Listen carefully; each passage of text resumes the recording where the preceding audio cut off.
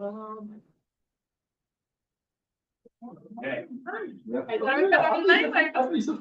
I said it's 10. The other meeting finished. Great. Okay, all order. Yep. Okay, so we've got our May meeting, bike month of Complete Streets Commission. So let's call this to order. Should we go ahead and do quorum? Yeah. Who's here? Well, Commissioner Rolla, Here. Commissioner Wagner, here, Commissioner Lee, Yep.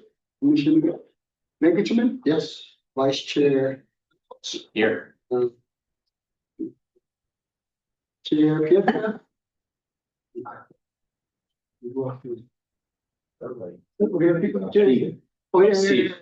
Commissioner Katz, now. We got a quorum. We do have one. Okay, let's do the pledge.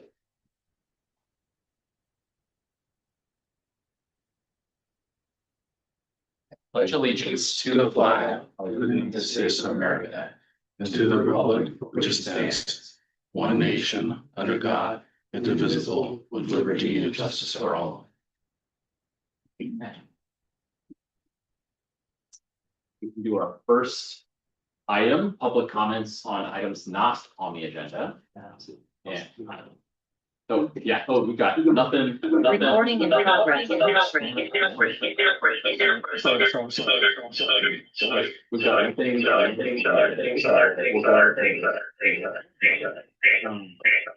Okay, consent calendar. We can go ahead and approve minutes from the prior meeting, including the. Yeah, right. the Yeah, joint meeting. yeah, We okay. got the. Oh, we got it. Remember, yeah, we got the, Yep. now we have to Okay. approve it, make sure. That was. Yeah, exactly. Okay. Yeah. Does anyone move to approve the minutes, or do we, what happened? You can do both at the same Yeah, time, let's it's probably, let's do or you both, want to yeah. do individually, it's up to you. Let's do both unless somebody has an objection, then we can break them up. Okay. We have a motion to approve both the joint meeting minutes and the minutes from the prior meeting in April. Question. Yeah. So on the meeting minutes for the joint planning. Yeah. meeting, I didn't write that minutes, so if you have anything, I would have to go back and then, let them know, so, but you let me know what you want, to get it. No, I just wanted to see if there were, beyond just the, agenda. Yeah, it was written by the planning. Okay, all right, will there be some sort of published? I would say, yeah, what they'll do, they'll put their approved minutes in, yeah, I'm assuming that's the minutes they have, but I could ask, Yeah, I what just wanted to see question if there was some conclusion or some report from the, Okay, about just those initial meetings. sure. So you want to know if there's any report? If there are any, Okay. it'd be good to distribute. Yeah. Yeah, I'd love to see that too. Okay, yeah, otherwise, no other questions. Okay. Thanks. I move to approve both the minutes of the regular meeting on the 29th plus the joint meeting on the April 22nd. Anybody second? Second. Okay. Yeah. Yeah, okay. Eyes in favor, Ruth, No, yeah. those.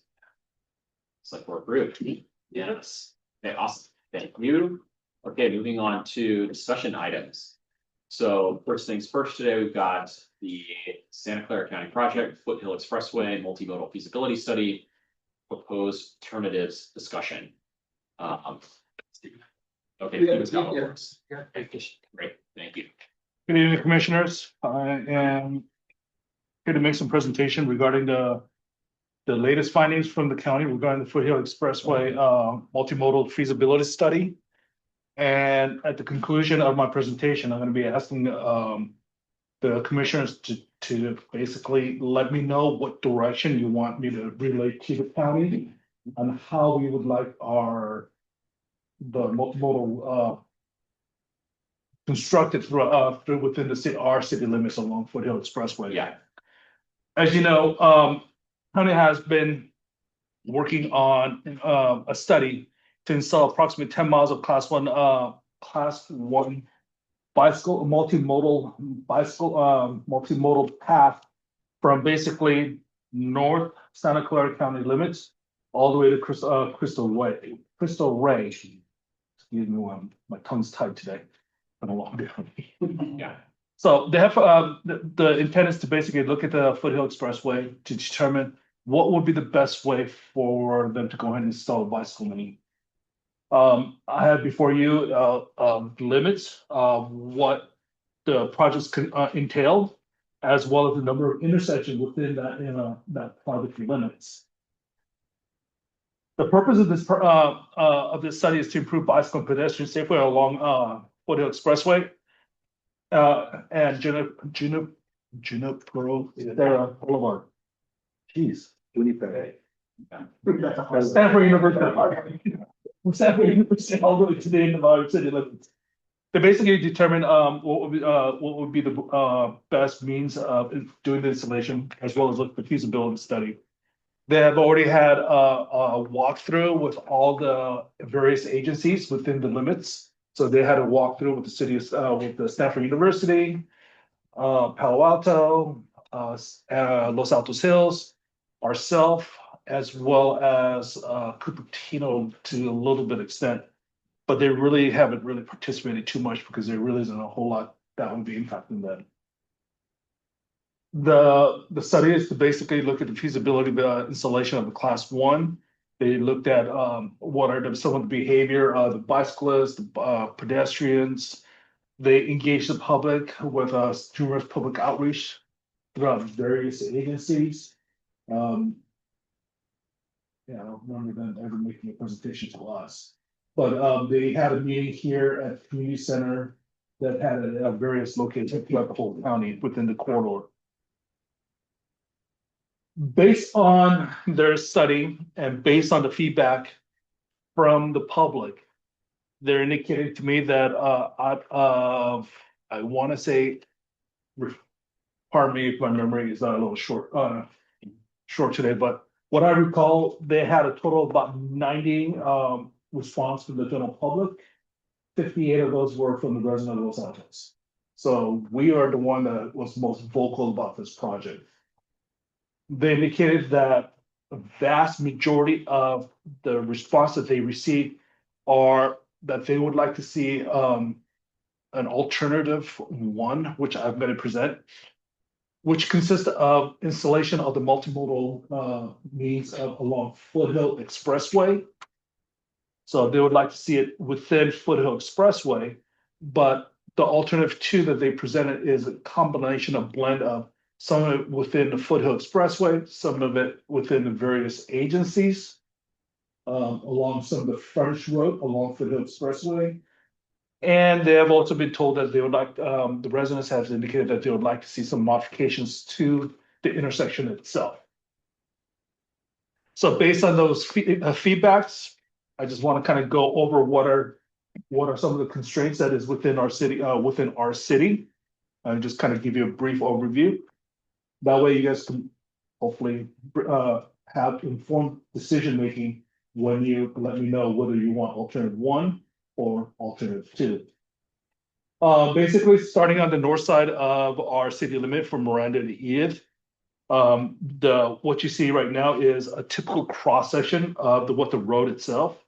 You can see that the path along the south side. No, west side. There's a great differential along the Foothill Expressway. You can see that there is a bicycle lane of a sort. This basically is a fog line that has been installed right here that the bicycle community basically have been utilizing. Just switch it up right here, commissioners. This is a fog line. And this is where the bicyclists have been basically utilizing along the Foothill Expressway. Fog, F-O-G, is a fog line. It's basically the edge line. They indicate this is the edge of the lane itself. So based on that, within that that area, the county has indicated that the alternative 1, which you see here, is to place a 10-foot wide multimodal pathway, class 1, on the west side of Foothill Expressway. Alternative 2 is what you see right below here on the bottom, which is the installation of a multimodal class 1 on both sides within this general area. This is a constraints near San Antonio. You can see that there is a lot of shrubberies along the Foothill Expressway. that is, it kind of impedes within the bicycle lane. So within that, they're proposing to go ahead and install. Yeah, maybe it's better if I just stand up. Basically, is a share arrow right here. This is within how do I say this? This would be the location where the multimodal would be located at. Alternative 2 is basically using Lincoln Avenue as a means of having the bicycle lanes. So basically, it's going to be what it is already right now. This is what is currently laid out. But what we would be installing as part of alternative 1 is to actually create a lane between Lincoln and Foothill Expressway along the Foothill Expressway. Here is the challenge between El Monte and A Street or Loyola Corner. Basically, you can see that here is the bicycle lane. It's actually kind of, we have a bicycle lane here and we have a pseudo bicycle lane over here. For what I recall is pretty narrow.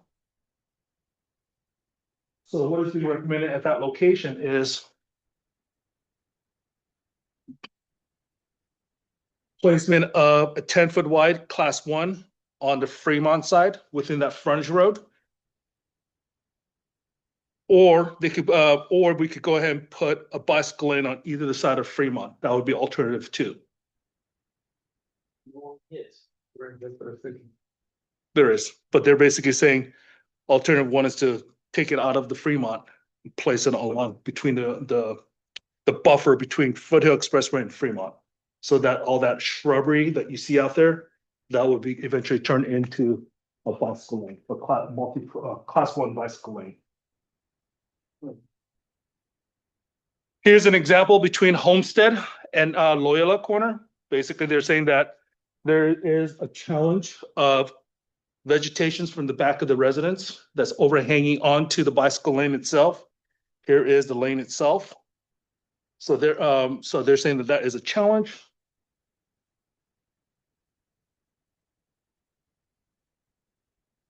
Here is Grant Road, Foothill Expressway. We do have a landscape buffer. They're proposing to convert that landscape buffer into a class 1 bicycle lane or class 1 trail, basically, that allows pedestrian and bicyclists to utilize it. Right now, we currently have this layout on along Grant Road. We just finished the installation, and we do have delineators installed on Grant Road to create a 2-foot buffer along this area. Actually, no, not yet. Contracts in the process of putting the delineators up at this point in time. So this is the difference between alternative 1 and alternative 2. This would be the current challenges on Homestead and the county line. Basically, here is the off ramp, approximately right here. This is just past Homestead. Alternative 1 is basically the installation of the class 1 on the west side of the Foothill Expressway. On alternative 2, basically they're going to be putting it on the east side. So basically they're consistently putting everything on the west side as much as they can, but on certain section they're proposing to go and put it on the east side. So the alternative 1 will kind of meander a little bit. And as part of their design, what they'll have to do is they have to basically put wayfinders to make sure that the bicyclist and the pedestrian understands that it kind of meanders back and forth.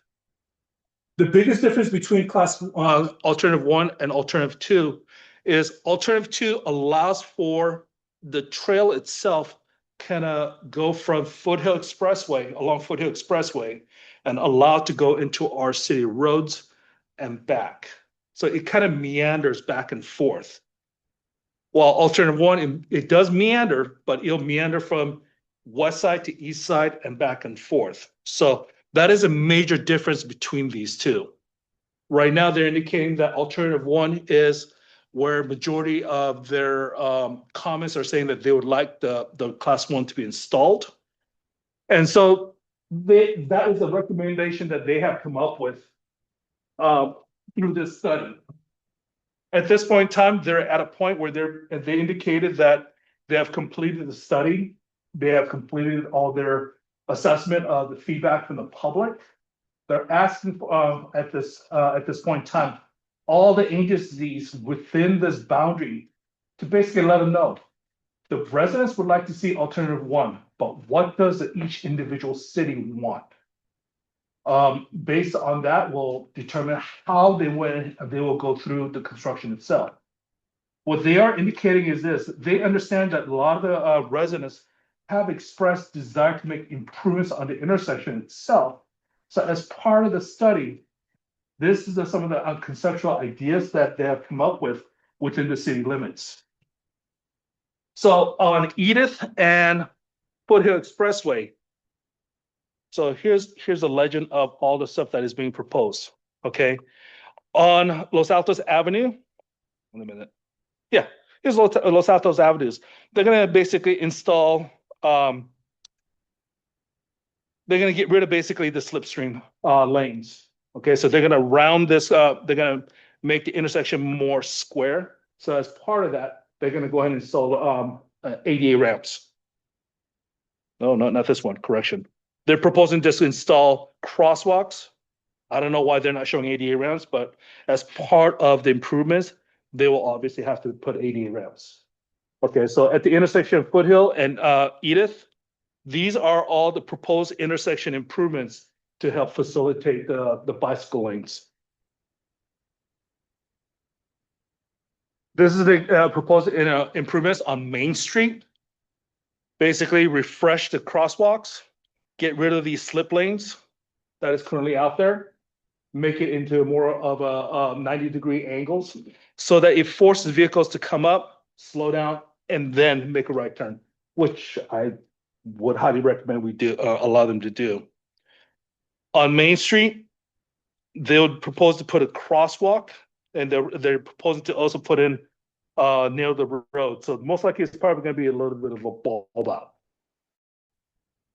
So they're actually narrowing the width of the road. The intent is to narrow the width of the road on how long the pedestrian has to cross, basically. So they're trying to allow for a shorter crosswalk. Just to let you know, we just went ahead and redid Main Street. We just finished doing the microsurfacing.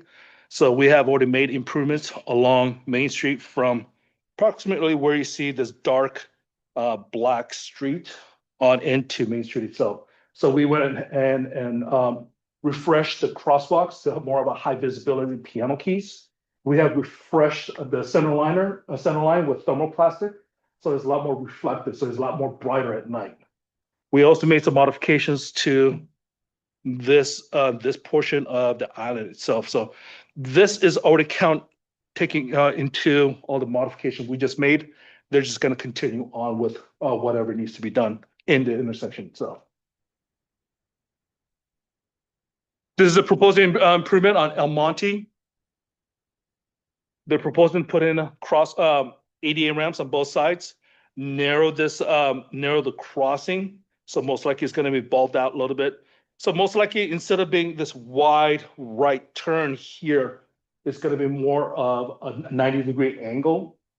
So it really forces them to kind of slow down and then turn. Because right now, the more wider the returns are, you can go a lot faster. So they're probably going to narrow it down a little bit more. So it forces cars to slow down as they're making that right turn. They're proposing to restripe the intersection itself. And that's basically the majority of it. They're putting in a bicycle. Most likely they're going to put a bicycle preemption. Yeah, so they're basically a bicycle crossing may include a bike signal. So what that means is they're basically putting in sensors on the pavement itself. So it allows for the signals to be changed. This is Springer and Foothill Expressway. They're proposing to make significant improvements on this intersection itself. Refresh the paints, get rid of the slip right lane. So they're gonna basically 90 it up. So all the slip lane is gonna be gone, and they're just gonna redo this intersection itself. So instead of that slip lane, 90-degree turns in all 4 intersections. And it looks like they're proposing to make some modification to Fremont Avenue, even though we just made the improvements. So.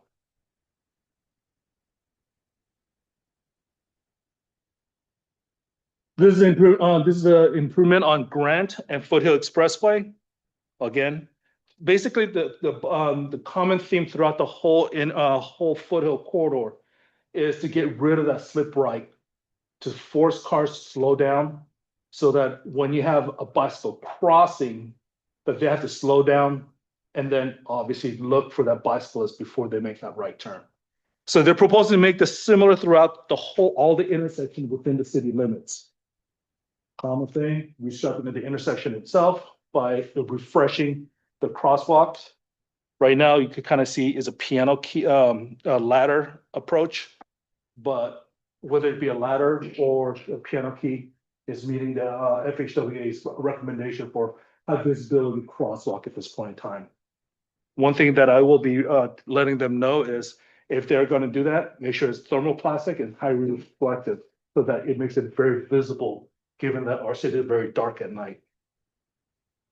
Again, this is Foothill Expressway, Arboretum. Slip right lane is gone. Basically, they're gonna square this thing up and then improve the intersection itself by restriping this intersection, as well as putting in ADA ramps. I guess I should let them know that we just made that improvement already. Okay, this is the one that's gonna be really interesting how they're proposing to do this. They're again getting rid of this right turn slip lane. But the other thing that they're also proposing to do is they're basically blocking off the median right here so that you cannot come through with a car to go all the way through. Basically, it's gonna come to Homestead. When you come up to Homestead, only thing you could do is make a right turn. This is gonna be the major improvements. All otherwise, just basically, again, get rid of the slip right lane, square it up, and so on. So that's basically what is being recommended by the county as part of their study. So I'm open to any questions you may have. Yes, Commissioner. Mr. Vice Chair, I need to recuse myself. Oh, okay, I live within 500 feet. okay. Oh, okay. I wonder, just thinking out loud, you can have an input or an impact on. I think this is a project that traverses like 20 miles, so maybe don't weigh in on something that does abut your property, but then weigh in on other parts of the project. But anyway, we'll leave that for later. Cool, okay, thanks. I'm sure folks have questions. Does anybody want to go first? With the technical question, who's paying for all of this? Is it the county, the city combination? At this point in time, the county has not approached us on funding this project. Okay, Right now, it is my understanding the county's taking the lead. Okay. And whether they come and ask us for the money later on, I don't know. They haven't approached us about that yet.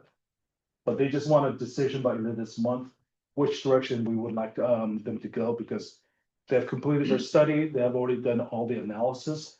They want to give the consultant the hearing on it, see the design. And they're basically asking us, which way do we want to go? Can I ask Stephen, is there any sense, and apologies, Clara, did you have? yeah, but that was just for now. Is there any sense from the county about whether, option 1 or option 2 is more or less expensive, or they just haven't even thought about that? And we're being asked to make the decision without taking that into consideration. Is that fair to say? Yeah. That is correct. That is fair to say. In fact, they're asking us to make a decision, and they haven't even approached us about if we were to go with option 2, would the city be interested in allowing that to occur? Or if there's something that some of the things that they're recommending, like closing behind what is that, on Springer, the shopping center behind Springer. Mhm. Springer and Foothill on Berry. the frontage road. Okay, yeah. They're asking if we go with, alternative two. One of the things that they're recommending is that road, that frontage road, part of the frontage road gets closed, Okay. making it a bicycle lane. Fremont Avenue. Fremont Avenue. Yeah, somewhere, just where that does that 90 into Berry. Yeah, that's right. Yeah, so they're basically saying that whole section should be closed so that they can go ahead and put a bicycle lane there. Because the width is not adequate enough for both a bicycle lane and a vehicle. So that's assuming that we want to go with alternative two. Alternative one is basically, the whole project is within the footprint of Foothill Expressway. Or in close proximity. So it is all within their jurisdiction. That's what my question was gonna be. Yeah, it's gonna be pretty much within all their jurisdiction. Got it. But if we go through alternative two, this combination of various jurisdiction. Yeah, including Los Altos, Yes. or a sizable stretch of that, a lot of that frontage road, right? Yeah, Like and I'm that, sure- that stretch of Fremont Avenue would be all. Yeah, about and Los I'm Altos. sure if it goes into our roads, they're gonna be asking us for some money. Yeah, exactly. Okay.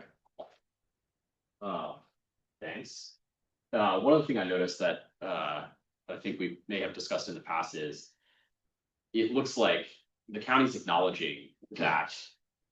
There are. Currently things in the way of where these, bike lanes or shared use paths will go. And I think it seems to me when I look at, I haven't seen everything, that they put together, but it seems like. They're just identifying the fact that they are in the way, but they haven't necessarily. Can you speak to your knowledge, like? It sounds like they've at least evaluated that they have right of way for these proposals. Is that even fair to say? Or like, because I'm curious about like whether some of it is even physically possible in either alternative. They're gonna get into a lot of challenges. Yeah, for sure. Because some of the improvements that they're recommending. I don't know how they're gonna go to Lincoln Park. Yeah. Because the Lincoln Park itself, there's a great differential between You should. Foothill and the park itself. Yeah, it's higher. So I don't know how they're gonna address that. There's also a situation where we have sound walls along Foothill, along that general area. So are they proposing to put the design in front of the sound wall or behind the sound wall? And if it's behind the sound wall, then it becomes our jurisdiction. Mhm. If it goes in front of the sound wall, it's their jurisdiction. Yeah. I think that's one of the things that they're gonna go ahead and address as part of their design. Mhm. But they really haven't vetted everything out yet. Yeah. Because one of the things that I did express to them in our joint meeting is. You are asking us to go alternative one or alternative two, but you really haven't approached the city on, is this something that is acceptable? Only thing you said was, here's what we came up with, now you make a decision, Yeah. so. Do we think that, is that sort of what we're hearing that the county's proposing to do now at this stage? Like, let's say we give them input on, we like alternative one or alternative two.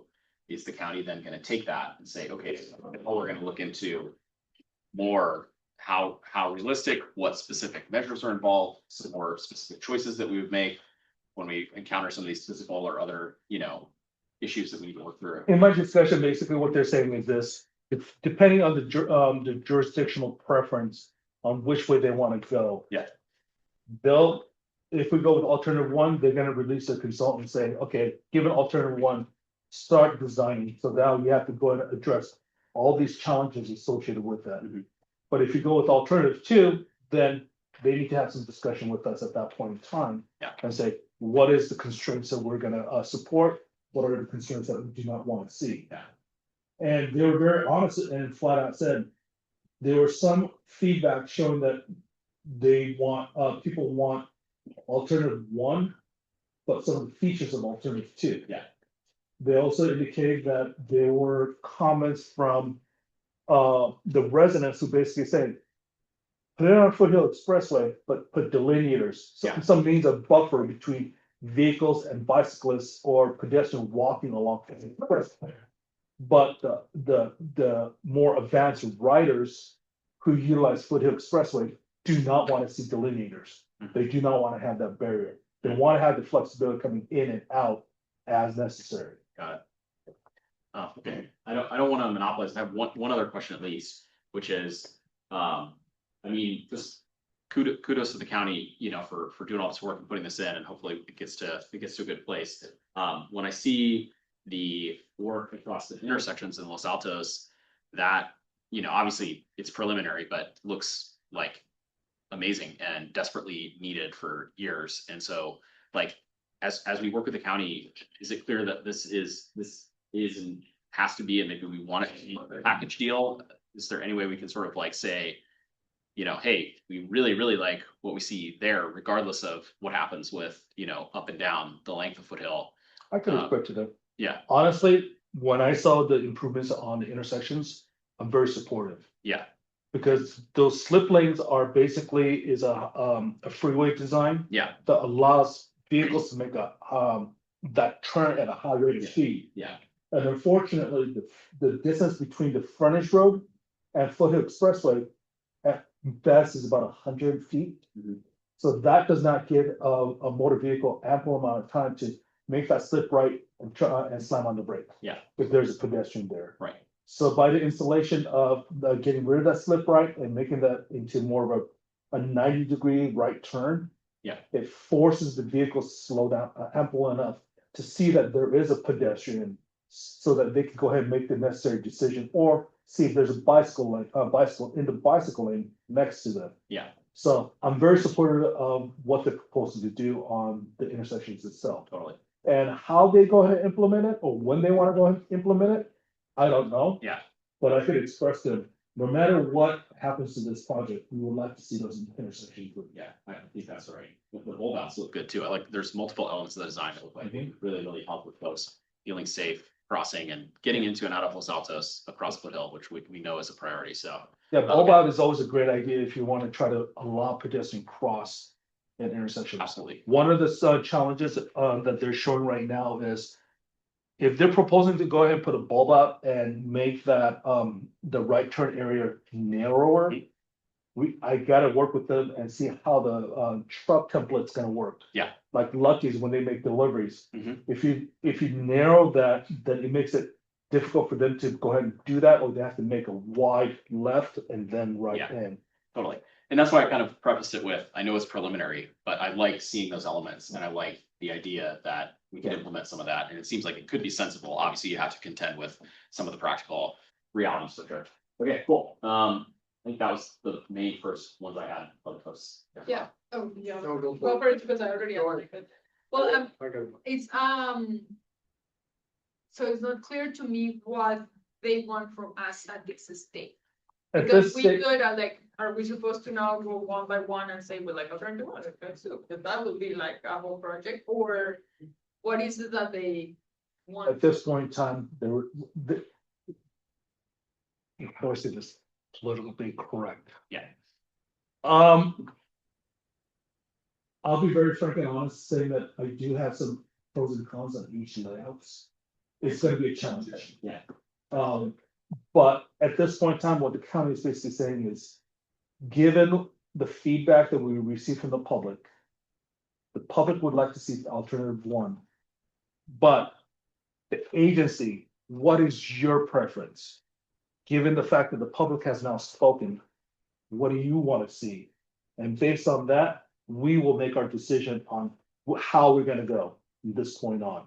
So if we say we like alternative one, say great, they're gonna release their consultant to start doing the design. If we say we like alternative two, they will release the consultant to do that within our jurisdictions. But if we tell them, we kind of like blended one and two, then we have to be very careful how we let the county know, so that they know how to instruct the consultants. Okay. So simplistically, given the layout, what do you like? So one by one. No, as a commission, not as an individual, but as a commission, what is your We could talk it preference? out a little bit, I guess, maybe. Okay, so that's what they're hoping. And then I'm kudos to the county because they really worked on the intersection improvements, which I know was one of the big things for a lot of meetings and the community meetings, so glad that they invested. Yeah, But it looks like a lot of time. I'm not saying the design is perfect, but they invested time. yeah, I mean, the concept itself is pretty good. Like I said, I would support what is being proposed. The actual design actually the fine detail, I'll be working with the county to make sure that it actually works for us. But in concept, I would support it. But what they're asking is, which prefers, do you have a preference? Alternative one, which is putting everything within the footprint of the Foothill Expressway. And it's up to them to figure out how they're gonna address some of the grade differential of installing the class one. Or do we want 1 and 2? Where some of it goes along our roads and utilizes our bicycle lane and so that they basically channel their the traffic from Foothill to some of our improvements that we recently made. And then back again. When I was reading through this, it was kind of interesting in the fact that VTA has proposed improvements on Homestead, and their design kind of showed what we did along Grant. The bicycle lane delineators, that's what they were proposing to do. So we made those improvements because we didn't know what VTA is gonna be actually be able to do the Homestead project. So we went ahead and did it. Then the county comes through. Their plan is, the preference is stay everything within Foothill Expressway. And there's no connectivity between those two. Alternative 2 allows for both of that to actually occur. But then we need to start talking, what is it that we're gonna allow within our limits? Within our jurisdiction? And what is that we're giving up, or what improvements we need to make this thing work?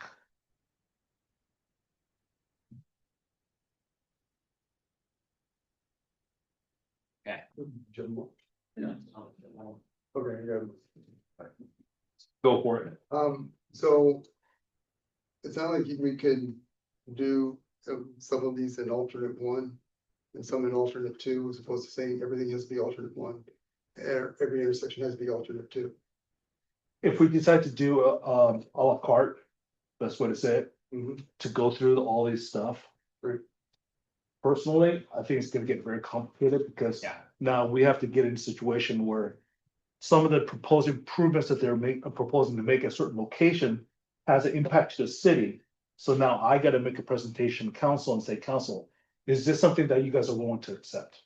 So it's considered possible to do that, In but theory, the preference is to say everything is gonna be alternate 1 or everything is gonna be alternate 2.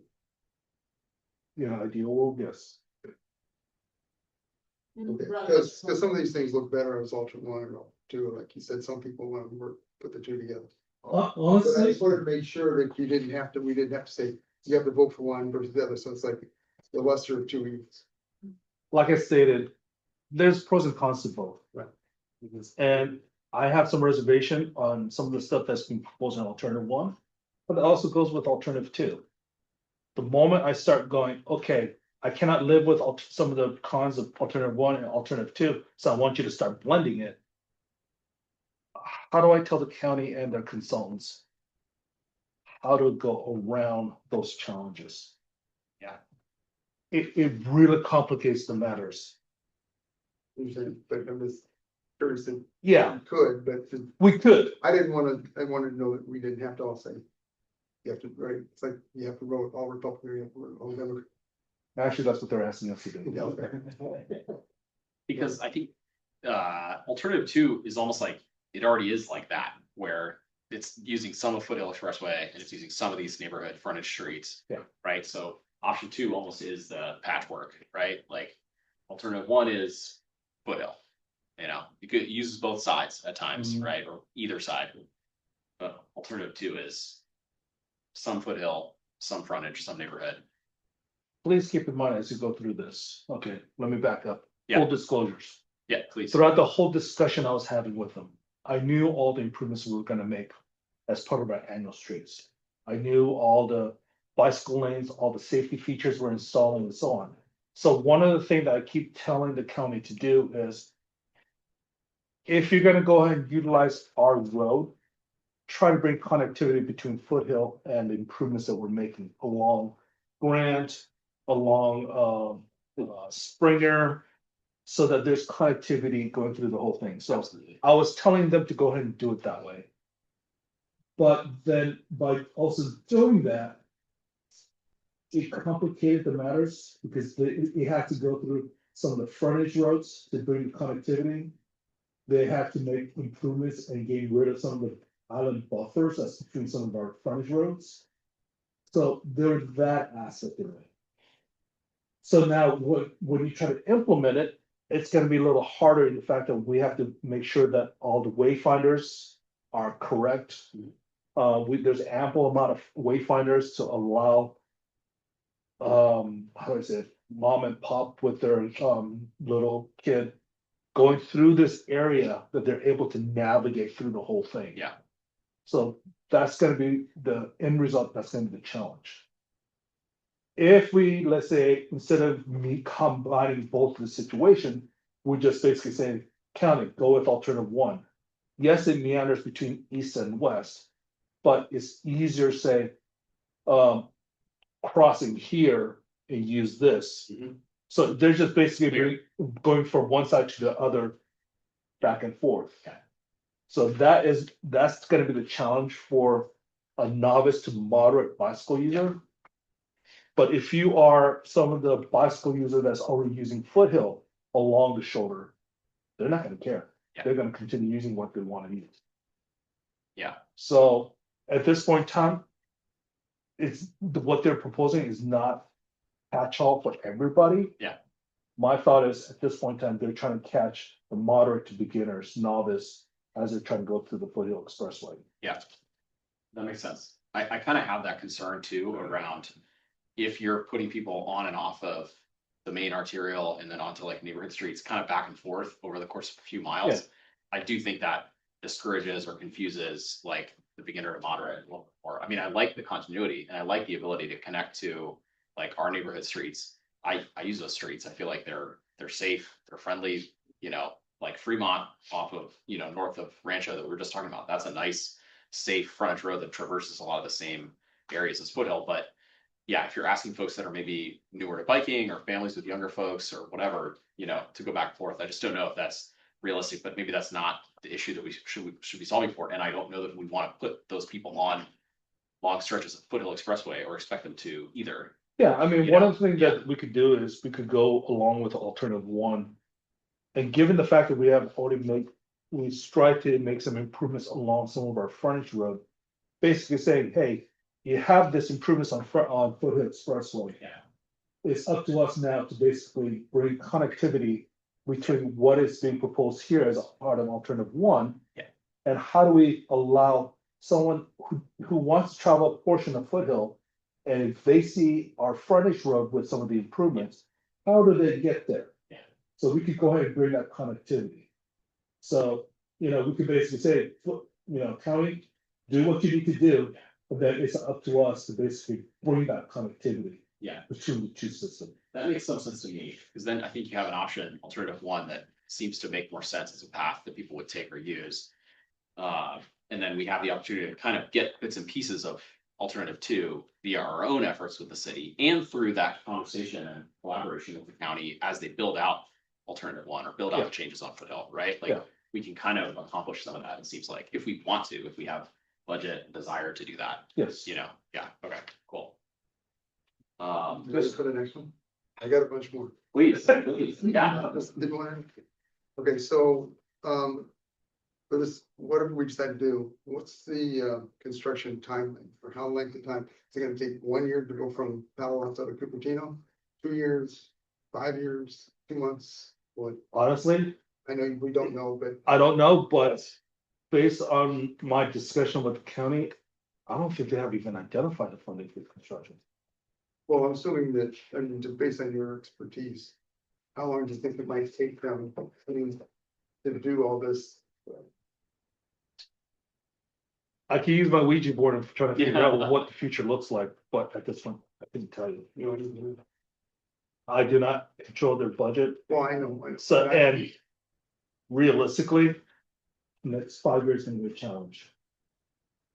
Just because the county does have, financial shortfall at this point in time, and I don't know where this falls in their priority. So it could easily take several years to get the whole thing. And we did go after federal funds. Right now it's HTP Copper project, that happens in 2 years. So they did go after a grant to do this project. 3-4 years is when they have the next opportunity to go ahead and apply for grants. So it could, if we do whichever alternative, it could just take a lot of time to screw up one intersection and if you will, work on it, and then it's a whole. Like I said, they did not share with me how they're proposing to do the construction. At this point in time, they're just asking for, what is your preference? All right. There's a lot of uncertainties at this point in time. Right. I wish I could answer it, because these are the questions I've already asked. I just look for both. Okay, They weren't even able to give me that. okay. So on, we were talking about the west side where it's higher. and they Figure that out. Is any of that or anyplace else, impacted home property? In other words, it's everything county or state or. If we go with alternative one, they're saying that everything's within the right of way. Okay, and alternate two, they got. It could meander between the county and the city. But no private No. property to the town. You're not, You're just looking at, you I'm know, just asking yeah. if they would be an impact too, because I know if somebody doesn't wear this and all of a sudden. There's gonna be a lot of pushback happening back. yeah, impact is a big word, right? Like, they're gonna. Everything they have done so far, everything they have shown so far is all within existing right of way, whether it be the county or ours.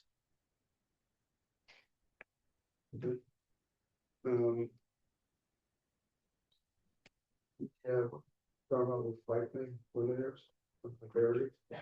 And you're saying that the experts, writers don't like them.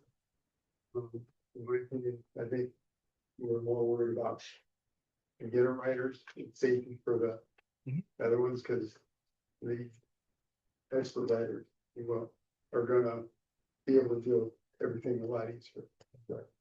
Mhm. You're talking also about putting in walkways or pedestrian sidewalks, if you will, through there.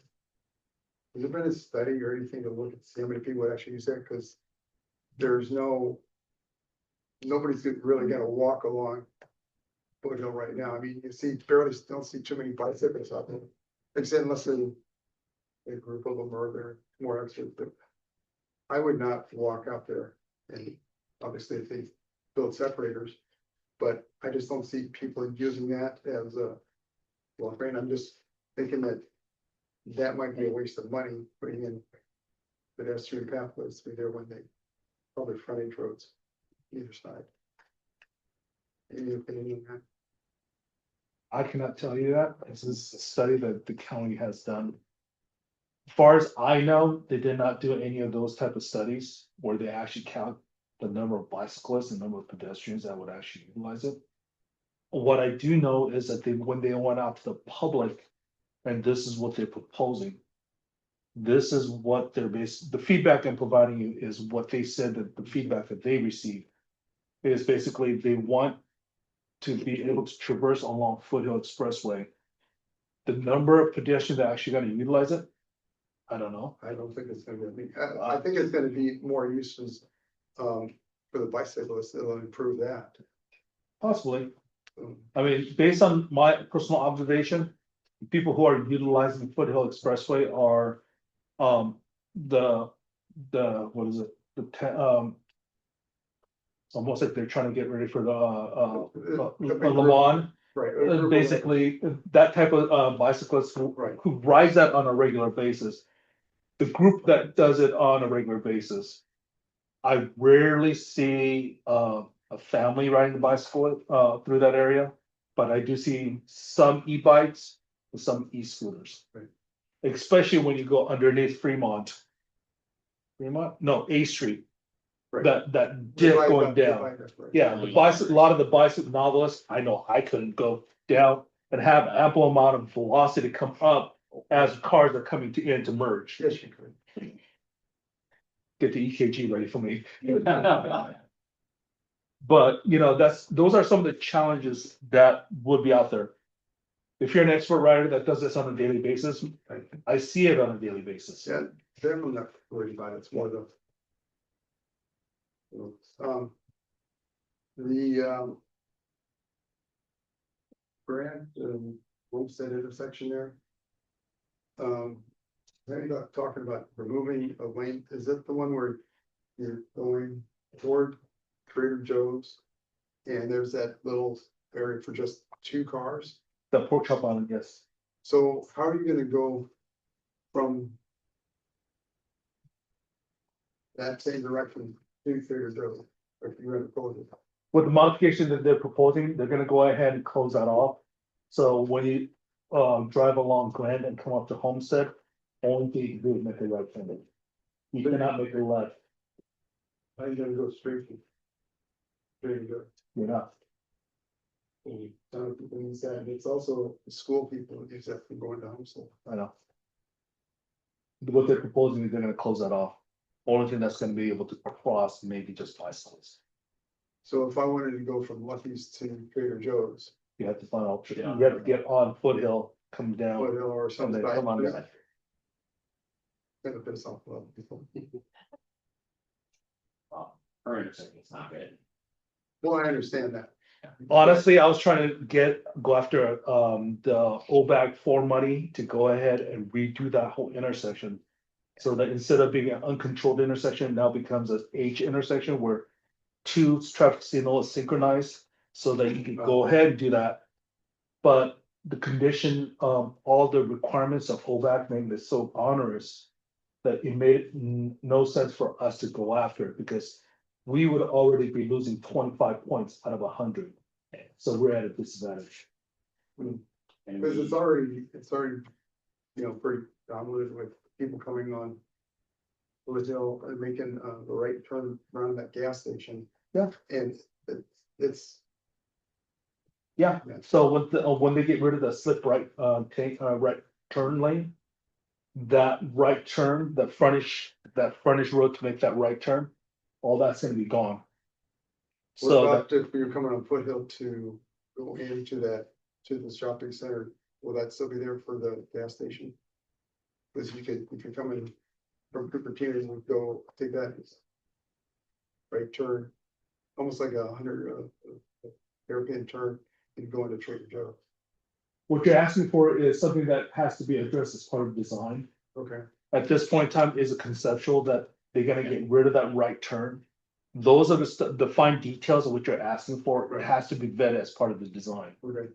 I'm gonna guess there's gonna be a lot of pushback on that. And a lot of impact after the case, people don't even know about it. So If I was a business owner, I would be very opposed to it, but at the same time. As someone that looks at safety and right turn, I wouldn't mind getting rid of that slip right. And I think it's even worse in the morning. I don't go in the morning, but I still, from what I heard from Stacy and others, it's. I take that off ramp every so often just to see what the traffic flow is like when I come to work. It gets crazy.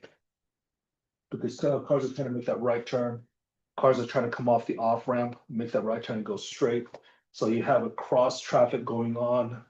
There's a lot of things going on in that general area. And yes, getting rid of that one right turn, slip right will alleviate some of the confusion as you go through that whole area. And cause. Traffic on side streets. Yeah, I mean, basically Homestead to on the off ramp, I wanna say, don't quote me on it, but what I recall is around 200 and something odd feet. Which is basically equivalent to about 10 to 15 cars. If you decide to really, if Homestead does back up, you're talking about that many cars. So- It's less than that, so. Yeah, but it's very narrow. So that whole area right now, I mean, the distance between Grant and Foothill. I think I measured it out to be about 80 feet. Yeah. So this is a very small corridor with a lot of traffic, counter traffic going on. So there's a lot of conflict movement. There's a reason why I wanted to go for OBAG for money. To redo that whole intersection, but we just don't have means of Competing, yep. Okay. Also for your, removal of lots of slip lanes, I know a lot of people like that idea. I'm not for it all the time. I do like it for safety wise. But it also causes a lot of backup for, especially for one that where it says no right turn only. Mhm. And so you get a lot of people pissed off about taking right turns. So it's gonna cause even more traffic jams. You will have traffic jams during peak times, especially the evening peaks. I agree with you. It is a balance between what is better. Yes, cars would have to wait 30 more seconds to make that right turn. I would say more than that. As it backs up, well, maybe one car, but then it's a cascading effect. But you got like 4 cars back and anyway, the idea, I like, what you're saying, the bulb outs and things, it does slow down traffic. Obviously. And maybe that's an idea of different traffic calming measure. And maybe that'll force people to take an alternative route somewhere else, Also, but it's also gonna piss off a lot of people. also. Awesome. At this point in time, I cannot speculate what's gonna happen. Yep. It's just that, it's speculation at this point in time. But we also. Based on opinions and, or, experience, and you can have an idea of what's gonna be. Speculative, what's gonna be better, what's gonna be worse. Yeah, I mean, when we did the improvement on El Monte, I got a lot of complaints saying you narrowed this down too much. I didn't know it. All I did was restripe what was already there. And all I did was put a delineator to really protect the bicyclist and the pedestrian. The width of the road was always 10.5. It stayed at 10.5. All I did, the difference between before all the surfacing and after the surfacing is put delineators. That's the only difference. So that it gives the illusion of being narrow when it was always narrow. So it takes a while for, we're all creatures of habit. We're used to certain things. The moment that change, the condition change, we all don't like it. But after a while, it works.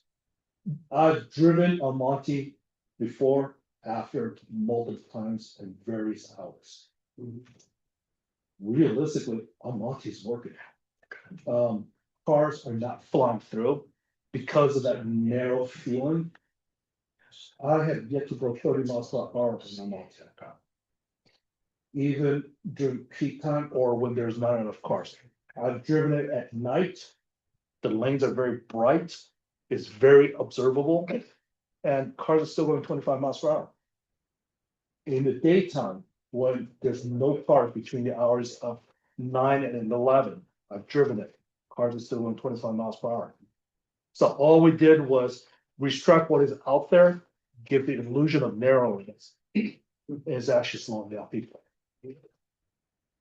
If it's okay with folks, I know we want to come back and I think maybe we can do some comments and maybe we can decide if we're prepared to do feedback for the county, but I'd love to hear from folks who came.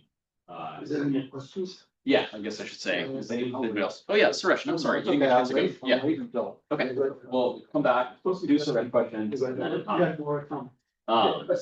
So first to Jim, if you're ready. Okay, so. Okay, for the record, I'm Jim Wing, Overton Road, 58 years on Overton Road. And for the last 30 years, I have been walking El Monte across Foothill and First and Edith across Foothill. So I do it about every day. And so I know the dynamics. Couple of things. I did review the detailed drawings that the county had of First and Main. And basically, I used some 4-year-old traffic data in terms of volumes of cars, there's type of thing. And my impression is if the way the configurations they have, it's going to cause traffic jams. They don't, in these forms here, they don't mention the deceleration lane, right turn lane. And believe me, that's got to be extended because the cars already are stalled onto the through lanes of Foothill Expressway. The also with the, well, I'll switch over to El Monte and intersection. I actually stand on this corner because I push the button when I go down anyway. And basically, you look at the deceleration lane that actually goes back to San Antonio, that is full for about 2 or 3 hours during the midday and also at the peak hours or so. So there's immense amount of traffic. And when you square the corner for all good reasons, it does cause traffic jams onto Foothill Expressway. The same thing applies to First and Main. When you square that corner there, that deceleration goes back to not very far. The county has acknowledged that they'd like to go back to the middle of the director's parking lot. And so maybe they're done. I don't see any information like that. But when they square these corners coming off of, they've got to go ahead and to extend those deceleration lanes where it's going to jam traffic up on Foothill Expressway. The also too in First and Main, when I applied all the actual graphic data for it, circulation data, keep in mind I had to use a 5 p.m. because they do AM and PM, but it's the same thing for lunch hour too. Anyway, is that we need 3 lanes coming out of Main.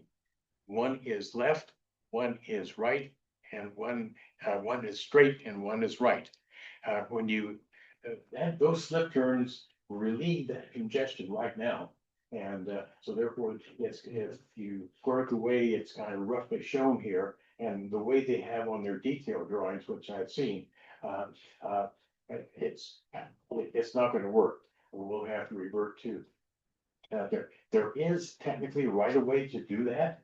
There happens to be a bench and a tree. And the signal light, but it can done because it was originally to be done that way when the streetscape was done. So again here, the devil is always in the details, and so the proposal anyway is needs a lot of work. And I don't know, it doesn't look like they have a good enough opportunity to actually do that. But yeah, and I did see the actual drawing for the First and Main, and it needs work. Thank you. Thank you. Got Jill.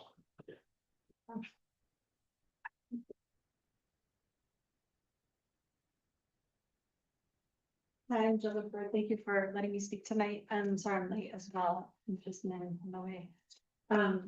This is about Foothill improvements. I know there's been so many meetings and input and everything, and there's not ever going to be a perfect solution here. The crossings improvements will be amazing, but a lot of feedback. I've talked to so many people at the park and the Bike and Dine and the Living Electric Fair, and just like lots and lots of people giving feedback on this who maybe didn't have their didn't even know about the public input sessions.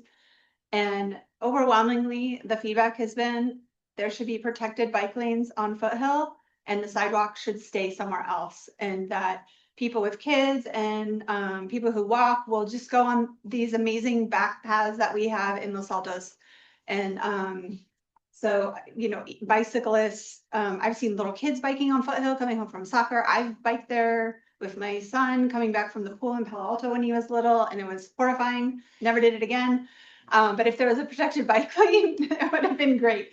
I have a couple comments too that aren't really about this, but are related. One is that the timing at all the lights is so slow here. Like when I went back to New England and we traveled to like 5 different states, we were like, wow, the cars are just like moving, because the timing is so much faster. And I know it's a state thing in the county, but I don't know if there's apps, AI, they could do videos and time of day, seeing what the traffic patterns are like, but just like a more progressive timing on these lights. And then also there was a pedestrian priority in a lot of cities in the East Coast where if a pedestrian pushed the button, the light turned red right away for the cars and you get to go. And that would be amazing if we could do that, like El Monte and Covington, Fremont and Springer, Edith and First, Grant Road by Mountain View High, University at El Monte, even downtown, First Street and Main Street, like if there's a pedestrian there, just shut the light for the cars and let them go, and especially on the safe routes during school hours. I know the county controls those intersections and those lights, and if that could be part of this conversation, just to make it better for everyone trying to walk and bike through town, especially the kids, that would be amazing. Thank you. Mark?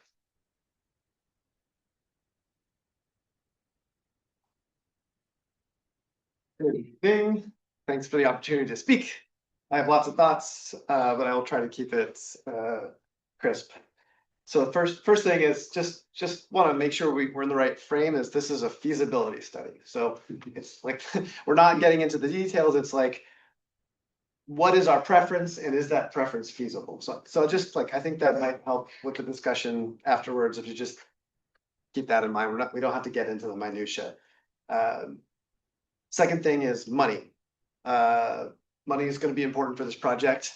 The way these phases go, again, this is just feasibility. The next thing is, once they decide was feasible, then they have to get funding for the design work, the real design work. And then once that's done, they have to design, they have to get funding for the actual build. Like, this is a 5 to 10 year project. There's going to be a lot of opportunities in between to give feedback and to help, you know, massage these plans along the way. But in terms of money, what I heard, I went to every single one of the meetings that the county put on to get community feedback. In terms of the money question, what I really heard loud and clear was, if we go towards alternatives that go into Los Altos streets, Los Altos is going to have to pay for it. So when you think about what's feasible also for the city, we want to really think about what's, you know, what is the city going to be able to pay for, or want to pay for, have an appetite to pay for.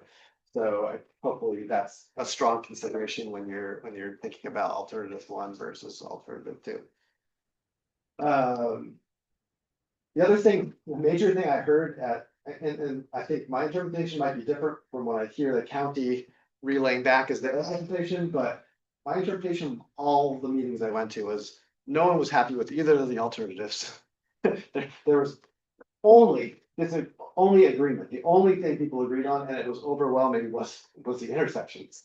As everyone said, yes, if nothing else happens, like, do these intersections. So to what you were saying earlier, Stephen, I think like the message going back to the county prioritizing, if nothing else, I love that. I am in full support of that message. I'm okay with slowing down traffic, a little bit of traffic jams. I would rather wait 30 seconds than hit someone in a crosswalk and change their lives, or be hit in a crosswalk and have my life changed, or have my kid's life changed. So I love what they're talking about with the intersections. I think it's spot on. I support it, and I would love to push hard for those. If nothing else happens, that's 80% of the problem. I think we're fixing. So let's see. Other thing I wanted to say is the last VTA meeting, when the county came and presented about the Foothill feasibility study and the design alternatives, they actually spent most of the time talking about reducing to 1 lane. I thought that was fascinating. I didn't hear that in any of what I think the county was relaying to you, but that I would encourage you to go and take a look at that VTA meeting and look at that discussion, because I had never heard of that reduction of lane being feasible or part of the feasibility study. I can tell from your face, Stephen, that they said nothing about it. So No, and I'm kind of curious how they could do it, considering the volume of Foothill. And they ran some analytics on that, and I think they had some interesting outcomes. I'm not saying it's the thing they should do, but I just, as you make decisions and you're giving feedback, I'm surprised they didn't share that, and maybe I'd recommend going and checking out that VTA BPAC meeting. I can't remember the date, but yes. So I think that's probably yeah. I think that gets to my point. So hopefully that's good. Thanks so much. Really appreciate it. Interesting. Okay. Can I just have a follow-up question, Mark? Yeah. Stephen, with respect to the single lane proposal, Yes. You have a little bit more color about why that even came up and what's the, This is really going off like 2 degrees of interpretation, I think, but my sense is because there was so much feedback that neither of the alternatives worked and they were looking at something, you know, the public was saying they wanted something different. And maybe even the BPAC had asked the question, well, have you considered? I think then the county and the consultants went and looked at that and ran some, I don't know what they're called, but yeah, ran the analytics and situations where they could see what would happen in traffic patterns if they did that. I think they identified some long backups at certain locations, especially. I think they were talking about Grant. But I think it was because people were making comments, they were responding to the feedback. Sense, yeah. Okay, awesome. Appreciate everyone's comments. I want to go back to, we're gonna close out some questions. So Suresh, you have a few. yeah, I think, well, we'll wait for comments, but just a couple of questions, Stephen. Mhm. But the kind of a high level, how many times for bicyclists, before we get to the pedestrians, bicyclists going through our corridor that's proposed here, how many times do they have to switch back in alternative one? I think it's displayed. I would have. Yeah, it's not. Honestly, twice. Yeah, I'm just trying to go off the top of my memory. There will be one at, let's see.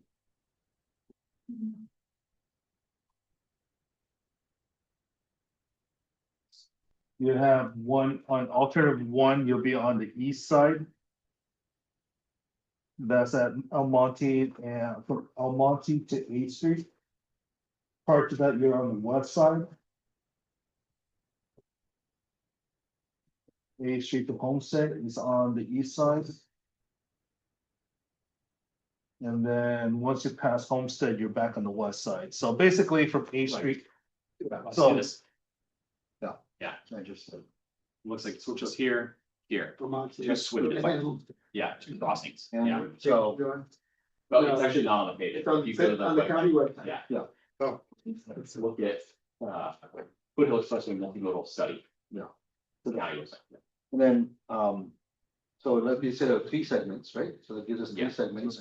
All 3 segments have, the proposal will be a class Plus one. Class 1. Fully separated. Fully separated. By an alternate one, yeah.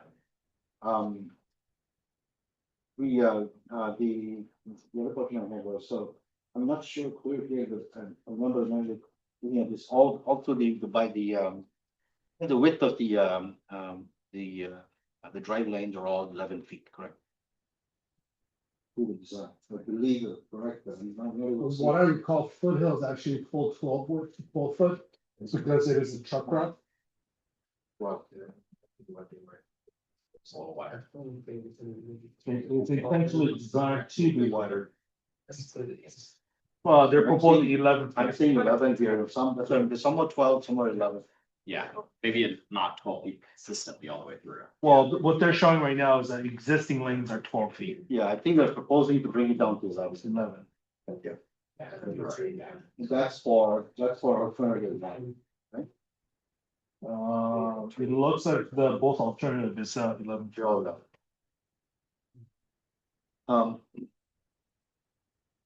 And then, for alternative 2, I feel you alternative, you actually switch back and forth. If not across Foothill, you're switching. You're actually going in and out a lot, many more times. That's for both pedestrians and. Yeah, that's why I said if we go with alternative 1, what we would have to do is since we already have some connectivity, just find wayfinders say, hey, we can get off Foothill, let's use our frontage road. I guess the other questions can answer a few questions that I had. Yeah. Thanks, Mark. See, then, the question I had is, for all the intersections, will there be a traffic study done before we finalize the design? Given that this is a long process, will there be a traffic study done before we do changes to that design? They would have to do all the analysis, they would It have will to be do all done. the study. They would have to do something, Yeah. to make sure that what they're proposing to do is gonna work. And then, will that be, so within, so that would be for the entire corridor, that is starting not just the Los Altos piece, but the entire, right? Do you have an idea of, or is there a same kind? I haven't seen the design from the other cities, going to the other cities. Are there similar alternatives proposed for the other cities as well? It's pretty consistent. Be consistent. And All then, these intersection improvements, pretty much. but will the entire corridor be unified and let's say Los Altos says one thing, Palo Alto says something else. Is there a way to sort of mediate and reconcile? The meeting that we had was, here's a presentation. Let's get back to what does your agency wanna see? None of the agency really said, we wanna go with alternative A. I mean, alternative one, alternative two. The intention to just keep it all separate, or is it to unify? Stanford had their own opinion, Palo Alto had their own opinion. Everybody kind of had their own opinion on what they want to see within their jurisdiction. But it's gonna ultimately be up to the county to make that thing work. So, but basically what you're showing, what I'm showing you right now as alternative. Stanford has expressed that there are certain things that they would like to see. Their biggest concern, Stanford and Palo Alto's biggest concern is they didn't want any trees removed within their jurisdiction. But they didn't state, oh, we want to go with one or two. They just basically, the concern we have is no tree should be removed. Okay. All right, any questions? All right, thanks. Does anybody else have any questions left? Did we capture everything first go around? Yeah, awesome. I think we can move to comments if anybody has any comments on anything that we haven't discussed so far, any views the folks have on either alternative one, alternative two, or anything else related to the proposal. Or what folks think the commission should do at this time. Yeah, okay, great. I can go first. It's yeah, always chomping at the bit to go. Yeah, I mean, I think what I heard from a bunch of folks is what I also feel, which is I think both of these are, both of these still need a decent lot of work. Let's put it that way. That seems pretty clear. I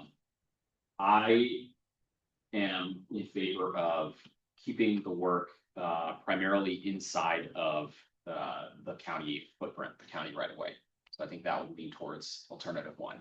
I tend to also agree with another sentiment that I heard expressed, which was, I think I would like, I mean, I don't speak for our commission, but I would like the county to go back and seriously evaluate the extent to which there's huge pent up demand for pedestrians in particular to walk what, as we look at it and we think about it, are really long uninterrupted stretches of Foothill Expressway.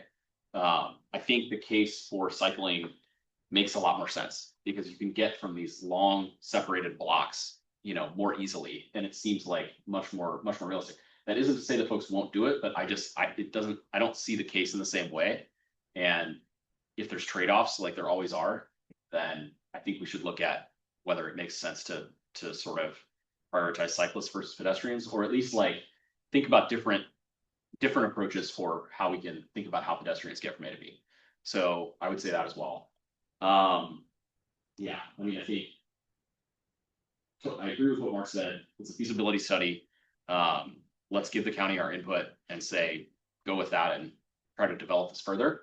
And I think we should continue to be in dialogue with them because I think this really needs our input all up and down the Los Altos portion. And like Jim said as well, like we need more work to be done, even on the elements that I think are good and are positive and we want to have implemented, like, let's do that effectively. Let's use best practices. Let's look at the actual intersections, the actual geometry and figure out what makes the most sense. Yeah, I think those were my big picture inputs. And I feel like that's at this stage, like, hopefully that helps the county directionally. Anybody else have anything? Well, my comments are along the same lines. I was looking at the project purpose, right? The number one project purpose is improve bicycle and pedestrian safety along Foothill Expressway and Juniper Serra Boulevard, right? So I do think that the best way to protect both bicycle and pedestrian safety, especially pedestrian safety, is to keep them off Foothill.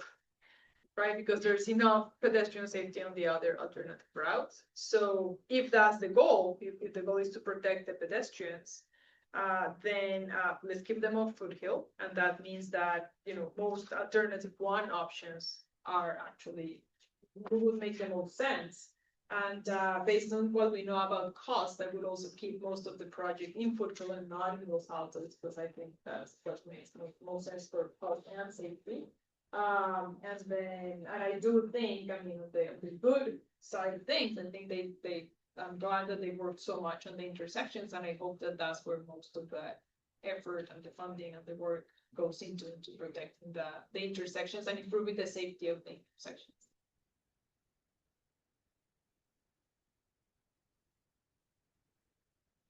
I don't have a lot more to add. Yeah, I think the alternative one kind of makes sense because our idea is to keep the corridor for bicyclists. I don't see a lot of pedestrians using that corridor anyways.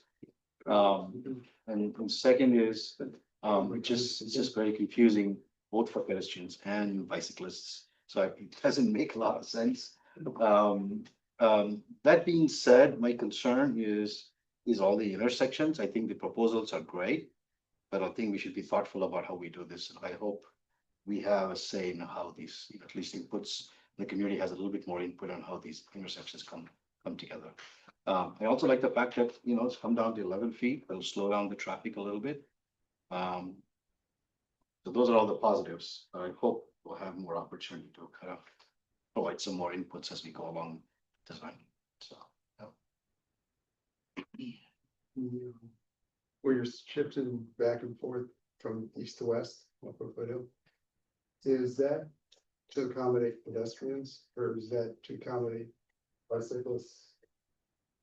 See, I think- I don't see bicyclists going from east to west, just to, Honestly, I think the reason why we did that is because that's the best way we can design it. With the least amount of challenges. I think it's great. You deal with east to west, if I'm going in there, I'm just gonna, Honestly, throughout this whole conversation, I told him, do not go back and forth because that's going to confuse the general public. Stay on one side. That way it makes it more sense on how you commute through a corridor. Right. If they're proposing to go back and forth. in my original comment was, I think pedestrians is not gonna be very well concealed. Honestly, when this whole thing got started, it wasn't a pedestrian and bicyclist, it was a bicycle. Then somewhere along the line, pedestrian got included in. Can I make a comment? Yeah. I think it's because of the ATP, the Active Transportation Plan, which essentially was a high level document for the county, which said, this is what we want to see on our expressways. So this is just the, you know, how that flows out into their plan. So that's why I think you're seeing pedestrians in there. And I think that's, Yeah, if it was ATP funding, then that totally makes sense. Yeah. But like I said, at the very beginning, it was basically bicycle corridor. That's all we talked about. Yeah. And then when they presented to us as bicycle pedestrians, like, where did the pedestrian come from? Yeah. Of course. Yeah, I was thinking, like, if you're a pedestrian, often you're trying to get from somewhere to another place, and if you look at these intersections, like, you're crossing across Page Trail or wherever this intersection is, you know, these are lengthy intersections for pedestrians, so you're already kind of like going along this long route, and then you're being asked to potentially add like really significant, you know, additional distance to, and across like a not really pleasant, like super busy, large intersection, so I just, yeah, I don't know how realistic that is, so I agree. And yeah, maybe that's some feedback we can give to the county too. Like, I'm sure they reached the conclusion they did for a specific reason. Part of it, I'm sure, is the ATP piece of things, but, yeah. Alongside considering whether the plan makes sense or the approach makes sense for pedestrians, consider if they made it a bicycle only path, you know, whether it would make sense to have that be on one side as well. Yeah, because one of the things I've been saying day one is, who's your target audience? Yes, exactly. And that's.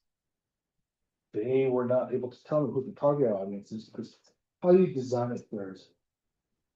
And when they finally said this is for everybody's. Okay. An experienced bicyclist is gonna act very differently than a mom and pop who has the kid behind them.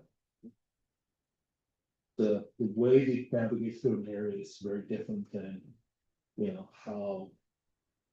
Well, your design is a little bit different. You want delineators, you want protection, you want certain things done. Compared to an experienced bicyclist, they can ride anywhere they want. Like at the point where you have the crossing, the experienced cyclist is just gonna say, "Right there, thanks, but no thanks, just continue on this side of the road." Oh, as no, they experienced already do. bicyclist is gonna use that left turn Yeah, pocket and then make that right, that Yeah. left turn.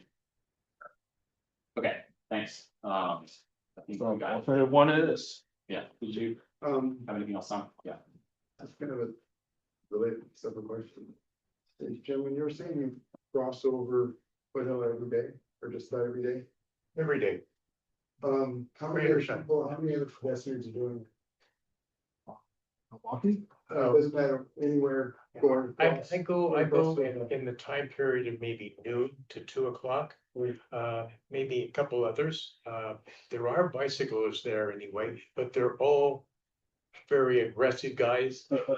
They are looking this way and that. If I say hi to them, you know, disturbs their. Yeah, I'm just curious how many pedestrians are actually going No, across. no, that's in El Monte. Now at Maine, generally there's maybe, when I cross, there's always one or two others. Yeah. Oh, yeah. just, Yeah. just to give you a general sense of numbers. There are pedestrians crossing Foothill Expressway, both in the morning and. There are pedestrians that cross Foothill Expressway both morning and the afternoon. Oh, okay. In early mornings, you'll see a lot of people who's exercising, utilizing that. About 8, somewhere between 8 to 9 is when you start seeing a lot of kids going from Los Altos Hills down to El Monte, down to San Antonio, and then heading over to the school. You see a lot of crossing going on there. On Grant, you'll see pedestrians crossing because you have St. Simon's in one side, Right. Monte on the other. So you do see a lot of those type of crossing. I can tell you the number of people that's actually crossing, but you do see them crossing. Yeah. El Monte, I see pedestrian there all the time. It doesn't matter what part of the day it is. Yeah, Springer, Magdalena, folks are going to Rancho, crossing Yeah. from I think, one side to the other. I Yeah, think the crossings are, you know, there are they're trying. tons. The Yeah. question is, from, are the people who go across, I mean, along Foothill to the next intersection? Right? Yeah, That's no, why we're- along Foothill, Yeah, I've yet to see one. Well, I don't never done think that in my that's- life. Yeah, what I, So yeah. that's the. So Maybe Harborough, yeah, yeah, Let's see, yeah. Back to- Like, yeah. Spare tire. my suggestion from Well, I- many times before. Pedestrian bridge. Or, I'll ask the city manager for 25 million for every crossing we have. Yeah. That actually has come up before. It's, so they said it's really expensive at 23 million, but the other ones are not that expensive. Whatever, I'm not saying they're cheap, but I'm saying. The funds that went from the county or something out of. Yeah. That you can do that in a couple places, because we have them in other areas over 85 and 101. And other highways. Absolutely. Okay, thanks, everybody. If we've got everybody's comments, I wanna close this out if we can. I think I heard, yeah, I think you heard as well, yeah, alternative one. And I think it's possible to pass along or package some of the additional feedback. Feedback can be as helpful or more helpful, hopefully. Let's keep it going. Thanks, Stephen. Thanks, everybody. I'm gonna go there. Yeah, let's get Tony back in. Yeah. So we want to take a Yeah, break. actually, Yeah. Let's do a quick break. Yeah. Yeah. Okay. It's everybody's favorite topic. ETA's EPAC representative for the 2026 to 2028 term. And Mark, we, do you yeah, have we, any thoughts on yeah, that? Yeah. we need to Guide get, us, remember, please. we Yeah. basically said the bylaws, we talked about it last time. Mhm.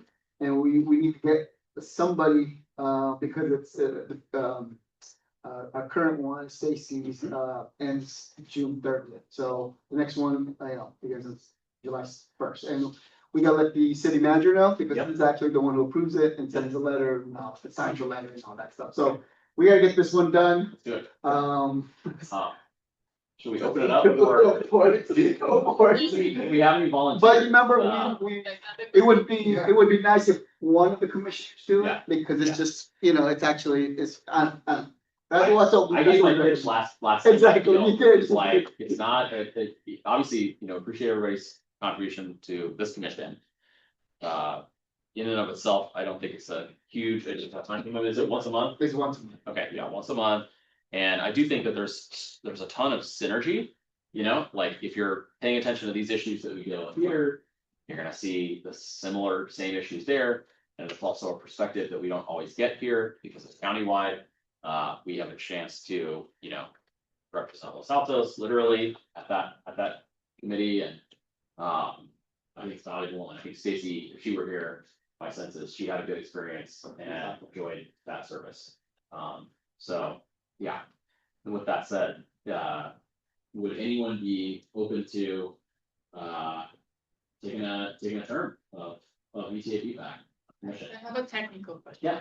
So this is a 2-year term, right? 2-year term, but 26 you to can, 28, right? yeah, but again, there is possibility if you can't continue doing it, we could get somebody else to. Yeah. You know what I mean? It's not like, oh, I'm stuck with you, I gotta, so. No, the technical question is, there are, let's see, there's 1, 2, 3, 4, 5, 6, 7 of us in this commission, but there are 4 people whose terms are expiring in September. Yeah. And we don't know if we're gonna be renewed or we want to renew. So, I mean, this is a technical, Right, practical well, question. we'll get to that, we'll get to Like, that. Yeah. it could be on the, to start intervention of Stephen, That's not what you're going. because those are the only ones. Oh, yeah. I know what you're going. I want to say, please stay with me. The commission, why decide now? Very clear, nobody's allowed to leave this commission. No, it's kidding. Terms expire in 28. Should fall. From a practical, because I have a partial term, I expired this year. That's an automatic renewal. Although basically The the little form and everything. feedback and without being. Yeah, Stacy took an extra Exactly. term, yeah, so. I was able to serve out her term even without being on the commission. Exactly. So, not that that's ideal, Yeah, But- exactly. it happened. You can't continue without being in the commission. We appreciate Yeah, it. She- Oh, yeah, So you just can- like a thing, I get it, yeah. Okay. Yeah. Yeah. Yes.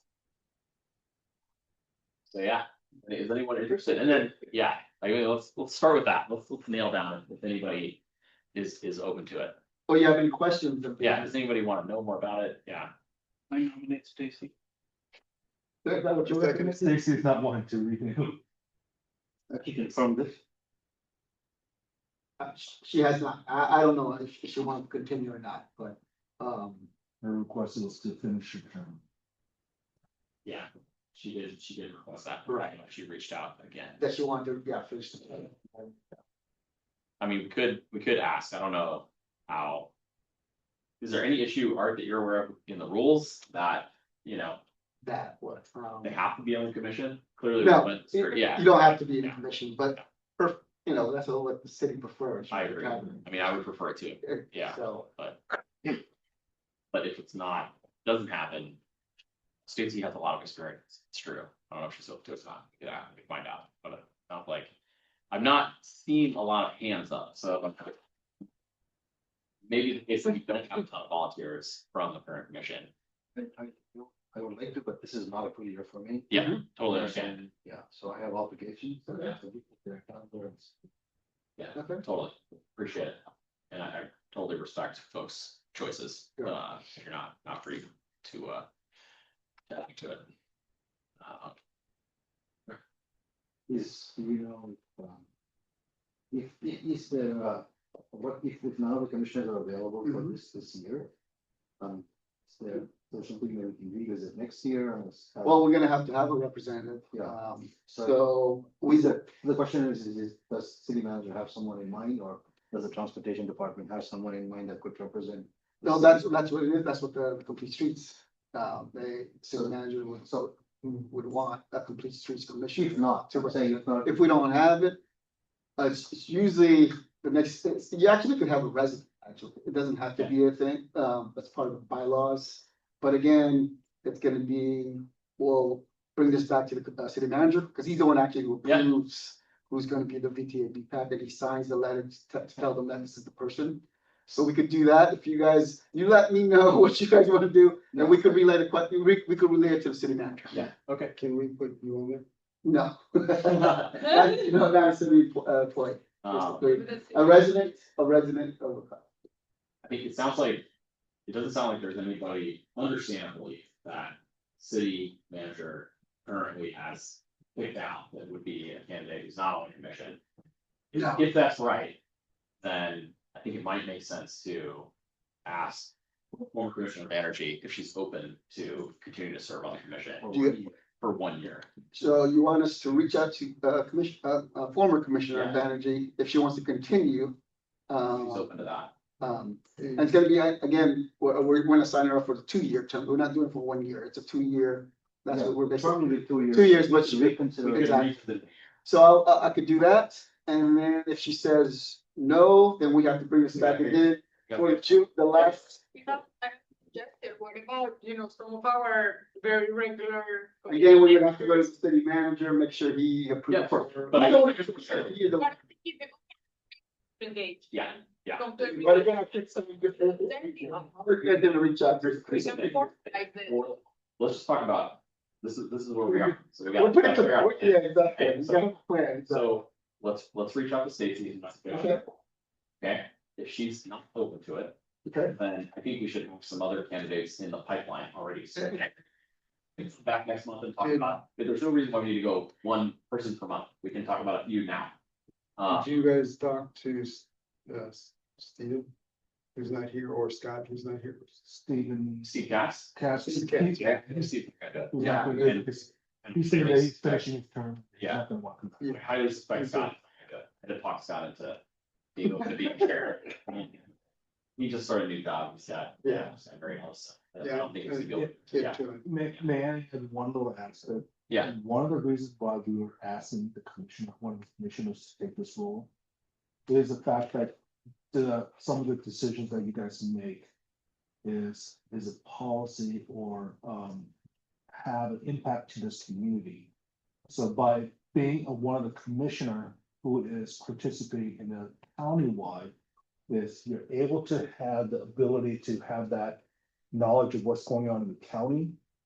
And at the same time, as a commissioner, help implement the policy so that we're aligned with the county itself.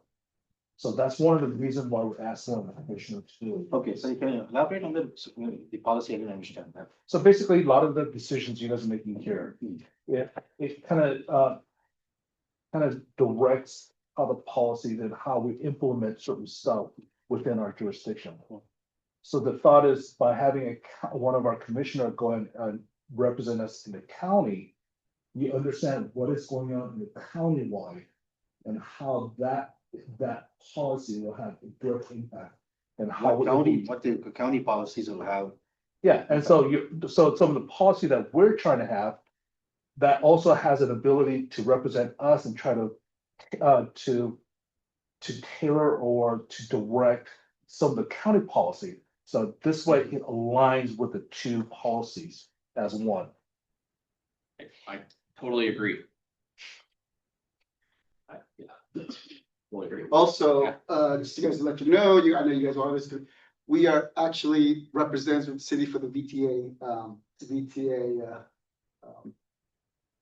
VTA TAC group. So we do, so that is actually the city where we, that's the city, and then this is the representatives, the VTA BPAC is one of the residents. Transportation Advisory Committee? Exactly. Yeah, Yeah, so we're, So we actually attend, even attend, we can't do it, that's a monthly thing that we actually attend, so that's just part of, and that's what we find out about the county projects. yeah, so we actually help with the technical aspect. of the Right. county. That's the technical part. I also get involved with countywide ITS initiative, which is basically synchronizing and making modifications to various intersections. Yeah. Make sure that it complies with the county policy. So at the staff level, we have several different representation, a lot more than I would like, but we do have a lot of representation. Yeah. But at the same time, we also need someone at a higher level, which does the countywide policy. Because we also do have representative in the VTA board, Yeah. which is, right now, I think is, City council. one of the council members. So at various stages of the VTA, policy procedure, the city is represented. So I provide the technical expertise. Whoever you decide will be in the BPAC, sets the BPAC policies. And the elected gets involved with the countywide policy as a board member. Right. I would have a technical question. Are all cities Where about- required to be The. representative feedback? You just said Weinberg. Jonathan Weinberg is on council. Or, He's on the board. He's on the board, VTA board. He's on the council. oh, yeah, He's on council. Former mayor, yeah. Right, he's on city council, but I'm saying, for BTA. He's on the board. He's on the board. He is the board. Oh, He's part of this So board. he's already on. Yeah. He's on. So that's what Steven was explaining, the different levels, so. I have a question. And then Please. the other is, Let's, Suresh had a question. Or is, in every city, the county required to have member as part of the BPAC? I'm not too sure on that. To answer your question, everybody has a representative in the BPAC. Yeah. That way, everybody's equally represented. You attend or not, that's your basically your choice, that's your choice attending, but you will have a spot for you, each, Yeah. will have a spot. the other. I mean, or if Stacy doesn't, what about some of the other previous members of this commission? Yeah, So again, I'm you just- guys, tell me what you guys want to recommend to the city manager, and that's what I will do. I can't tell you what I'm gonna do, but Yeah, you guys are recommending, and we'll let the city manager know what you guys. But again, we need to get this done before Yeah. June 30th, basically, before so we When can is the start. first BPAC meeting? What's up? When is it June? BPAC meeting in July? I actually, let me see, I actually don't know that, but we can look online real quick, but.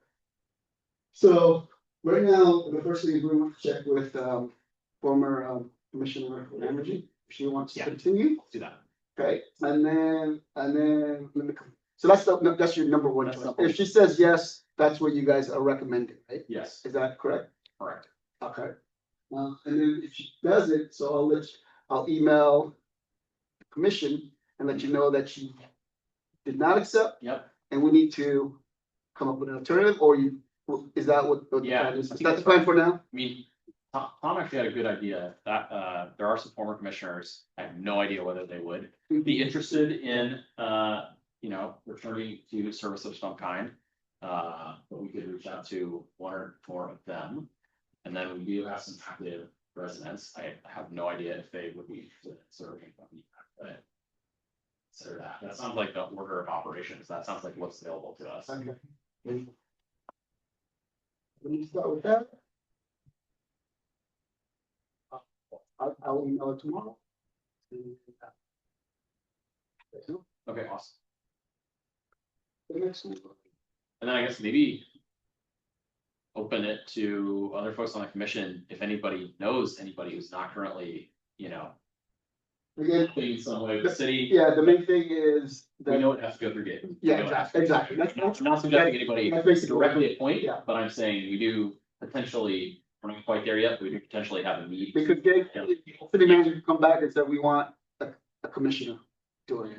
Yeah, You know, he could come back and say that, then you guys would have to make a decision. yeah, Right? yeah, for sure. But the next one looks like, 12, right? yeah. One on June 10th. No, June 10th, June, yeah. you don't need to do that. Yeah, June 10th is what, no, you don't need to do that. July, I think they take a break in July. And then they will come back in August, and then it's It is. August 12th. So we have technically Two meetings, 2 meetings. in 3 months. But they wanna have somebody by July 1st. Understood, That's, but- that's what I'm Yeah, saying, yeah. because they're gonna come back and say, you know, you don't have a representative. And- Yeah, so I'd love to have somebody, hey, Exactly, it'll be nice. yeah, But I'll start with that. If he does accept it, I'll let you know, but we have to go through Gay, city manager, and he has to approve that. If he doesn't, it says we need a commissioner, then we would have, I would let you guys. Is that okay? Yeah. Okay, Within now in August, lots of things can change. exactly. Yeah, exactly. Somebody might free up and like decide, Yeah. I wanna do it, right? absolutely. Okay, sounds good. Good, thanks. All right, All right, I'll okay. close that one out. All right, moving on. Last item for the night on discussion item is 2026 work plan review. General reports on work item. Yeah, the one repairs and the committee, absolutely. and reports. Does anybody want to go first? I can talk through, I was gonna say for the work items that I'm working on with Laura and Tony, I don't have an update for. I'm still just, What was that? yeah, let's go through, Just go through that ours were, the wayfinding maps, Correction. working on that one, yeah, number 2. Okay. And then Tony and I have been working on, CSNP updates for 5-year update and, number 1. looking through what else we want to prioritize exactly. And don't let me speak for anybody else, if anybody else has anything they want to discuss, but I didn't have an update for these for right now. So we're gonna meet. Yeah, go Tony. On number 1, I've started updating the sheet. I started with the status report that I did and threw out everything I considered done. Leaving what I think is undone, which is at least something to start with. Awesome. I started reaching out to the schools, tried contacting Montclair. I've heard nothing back. If folks have other good contacts, I'd love to hear about Okay. in any of the schools. What type of information are you looking for? I'm sorry. What Are you looking for information? contact Yeah, information? like, Yeah, do you have contacts at the schools? I don't have it for all the school, but I have some contacts from some of the schools I've been dealing with. I would appreciate it, and even more if you could actually help me reach out to them, because I'm worried that they will see my address and think it's spam. So, Hey, somebody did. Tony, we'll talk offline. Yeah. thank you. Let me see what I can do for you. Cool. We have a subcommittee that formed last time. Yeah, we had the, we did update this because this was, Scott been out. He Yeah. did go for a plan, No but, worries. it was, we forgot what the subcommittee was. Yeah, Sam. Oh, this is to identify. The Yeah, concern, five. future concerns, right? I'm safe. Yep. And I'm assuming since, Scott. Scott's not here, so Scott and who? Or Steve or. Steve, yeah, so since they're Okay. not here, Both our folks. it's probably they'll come back to it in June. Okay. Okay, so that's our working pairs and our subcommittee that we form. And I'm not sure if other folks have just general updates or anything worth sharing on any of the other items. And number 5, I think it is Tom and Scott. I don't know if you have anything on that. Yeah, Okay, no worries. they're Yeah, together. no worries.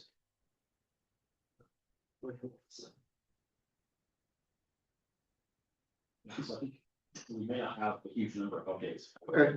For this month. Okay. It's fine. And then, yeah, exactly, and then Yeah. we'll just make sure, and again, just a reminder, we have one more meeting in June.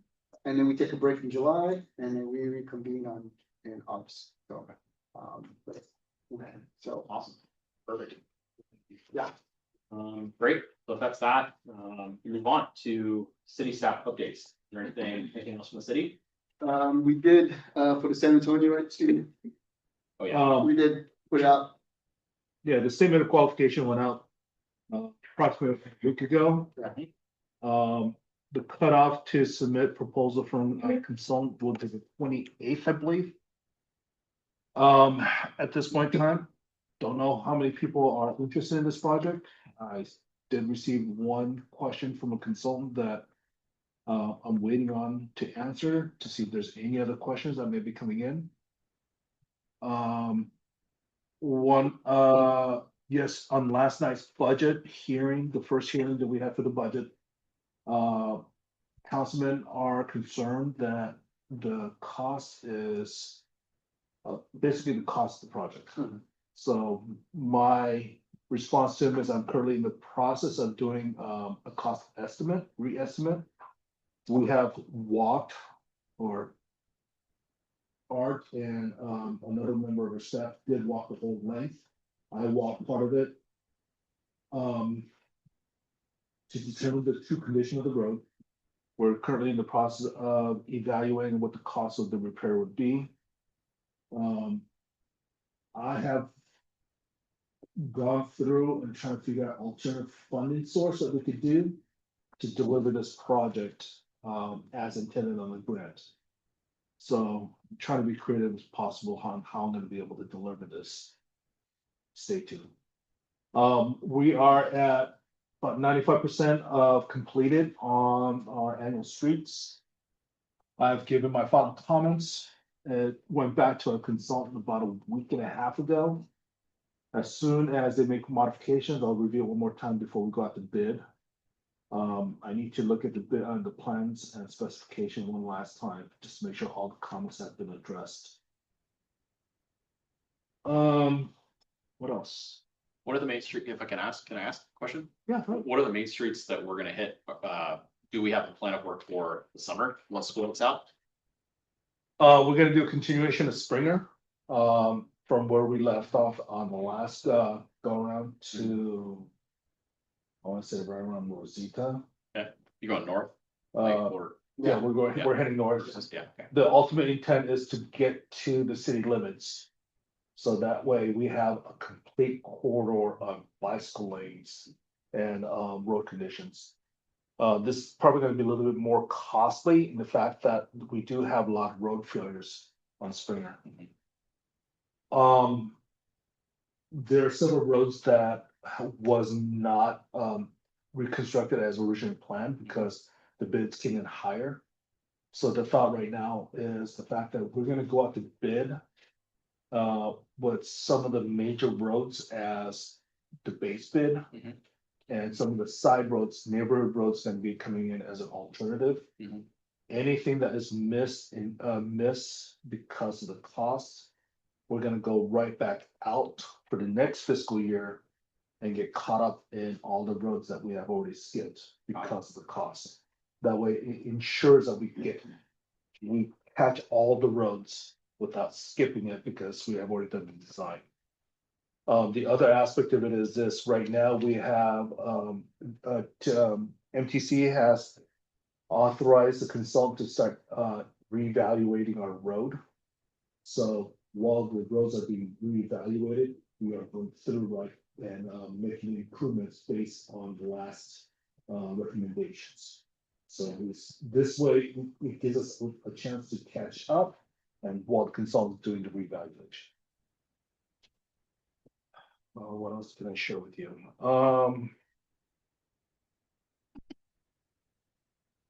Basically, that's about it.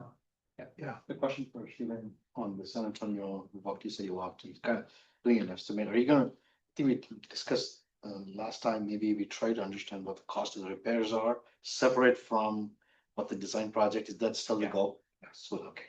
So the intent of the cost estimate is to give us a realistic cost of doing the road. Recondition the road properly so that once we go and put the separators, we don't have to do any major construction on that road again. Because once that separator is put in, we want to make sure that it is 10 years before we go back out there. And at that point in time, we're just gonna basically do a Yeah. cosmetic improvement. Can I ask a question, Stephen? Yeah. I'm sure you guys are looking at everything.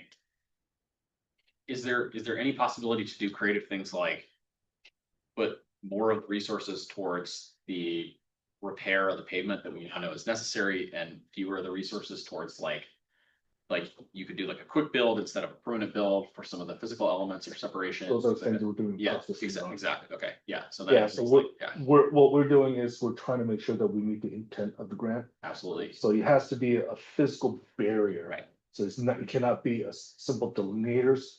It would have to be something like quick curve or something that would make sure that pedestrian or bicyclists are out on that lane. Yes. Well protected. Mhm. So we're trying to go through that. I'm trying to be as creative as possible instead of going through and milling everything out. Could I possibly put surfacing this area? Because the Yeah. condition of the road is good.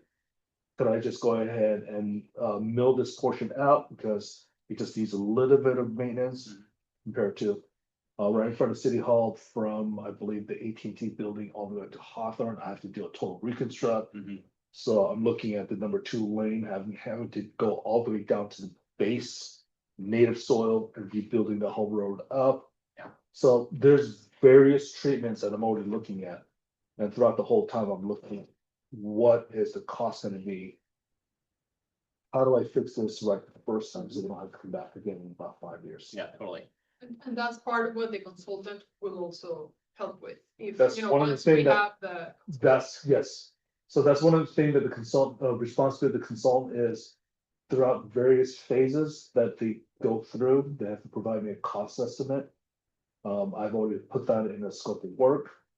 The reason why we're going through the cost estimate is we want to know the magnitude of scale. Yeah, which is your working budget run, so it makes Yeah, sense. so, but ultimately, we won't know what needs to be done until the design is completed. Yeah. So we're trying to figure out, okay, how much money do I have to put in the bank for this project? Full knowing that the 7.9 million that I'm getting for the federal government is not adequate enough. You know, this is also in the opposite direction, but just like we just saw with the Foothill project, where there's a lot of excitement around the intersections, like, do you guys look at this project, you know, with the opportunity to kind of like focus on some of these intersections where we know there's problems on the San Antonio side too? Even though we're trying to reduce costs, not increase costs, yeah. One of the requirements of the consultants, they have to have a traffic engineer go through. Yeah. They have to look at the circulation element of the downtown area. They have to look at the traffic pattern of Almond, there's a high school impact to San Antonio. On Portola, what is the impact on Egan? Especially during peak hours. So they're required to look at all that stuff, and it's gonna have an impact on how this design is gonna fit. And one of the recommendations they're gonna have to do is, what are some of the improvements you need to do? So that it not only is it efficient for bicyclists and pedestrians to utilize it. Yeah. But to address some of the traffic issue that's going on already, and it's not gonna be any better. Yeah, for sure. Okay. Thanks. You guys have anything else for us? That's plenty. That's a lot. You're gonna be extremely busy for the next 3 years. Just every arterial around the city. Okay, all right, well, thanks for the updates. Commissioners' reports. Does anybody have anything they want to report out for this past month?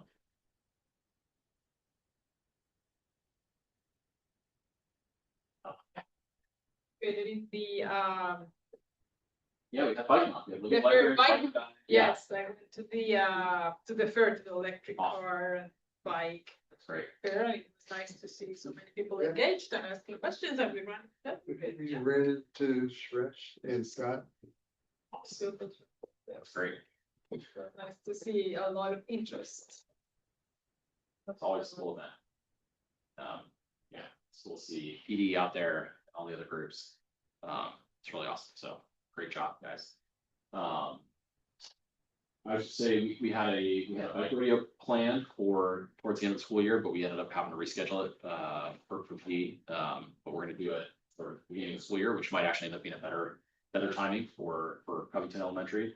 And we're bringing down as well for that. And so those are really cool opportunities that folks have not, you know, participated in that or been aware of that in the past. Just, you know, PD comes out and we work with them, and Green County works with them and others, school sort of administration folks come out and, you can help kids learn how to ride a bike for the first time. And it's, really awesome. You can help folks get connected to like used bikes and all that stuff. So, yeah, so I think looking forward to in the fall, we're able to do that. And hopefully we can, get some more energy across our schools. But that's cool one as well. Hello. Both is running a century on June 7th. Awesome. This is the Sequoia Century, goes up and over and around. There are 5 different rides ranging from 43 miles up to 100 miles. If you're feeling gonzo, I did any the, bike you like. I did the 68 one, the metric century, 2 years ago. I did the first climb last year. I was like, it's good enough. Sure. Yeah, but it's an awesome ride. It's one of the coolest routes. So it's really cool. Awesome. Potential future agenda items. Is there anything that folks want to make sure we touch on next month? My sense is honestly, I suspect we'll have some more Yeah. work plan updates for next month. Obviously, we'll bring back EPAC and hopefully have a resolution for that Yeah. next month. That'll be great. I'm not sure if there's anything else specific right now. Let's see if there's anything about San Antonio, see if there's anything on Foothill. Yeah. If anybody else has anything else?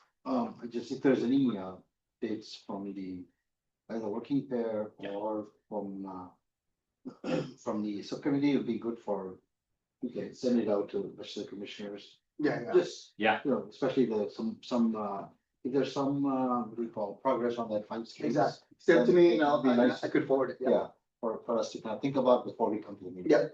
Good idea. It's a great suggestion. And Tony, I'm not sure if you're ready to publish your comments on the master plan. I think maybe an update, next month we can see where we're at. See if we can connect with the school people. I'm collecting data. I Yeah. will be for most of the year. Yeah, for sure. It's a project. Yeah. Awesome, cool. Well, if nobody has anything else that they want to make sure we get, then that's it. Let's adjourn for this one. It's in. Thanks, everybody.